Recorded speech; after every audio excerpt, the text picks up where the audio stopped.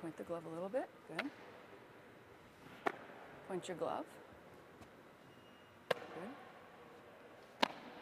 Now as you come down, go ahead. As you come down, keep that tight so that the ball's coming off the fingertips this way versus this way.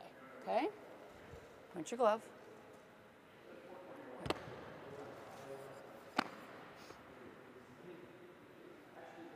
Get your glove up.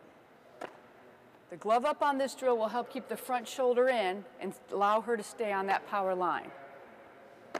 Okay? Good job. And what we're looking for in this drill is a lot of spin.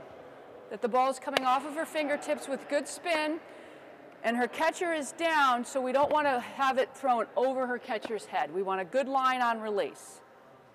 Nice and easy, off the fingertips. Good. So if it goes up, it's generally because those fingers have come under the ball. We want to keep them behind the ball. This is one of the hardest concepts on the release to get. So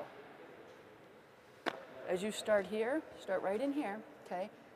But I don't want you to go to there and then flip. I want you to keep that tight and release there. Nice, good. Off the fingertips.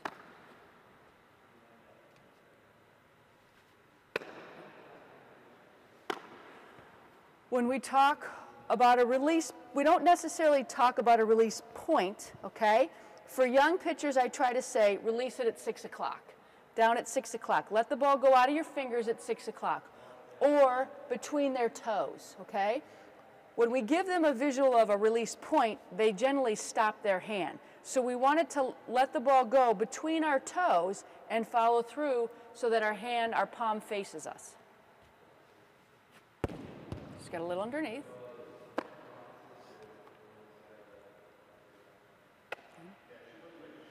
Lead with that wrist, lead with the wrist.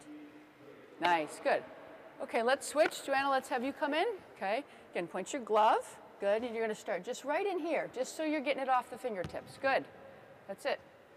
We want a straight line. We're not concerned it gets all the way there. Good.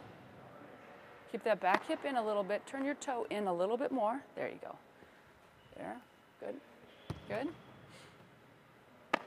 Now as you come through, okay, have a little more lead in here and then let it come off the fingertips. If you get here and stop, it's going to curl up, okay? Kind of snap it out. That's it. That's it. Good.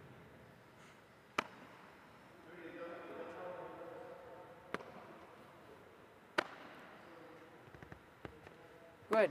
This should be a very controlled movement so they get the feeling of how the ball comes off their fingertips and that they can self-correct if it goes high, if their fingers are going too much under the ball before they release it.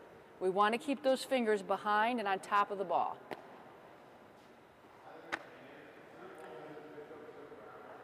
Good. And notice her target is between her toes.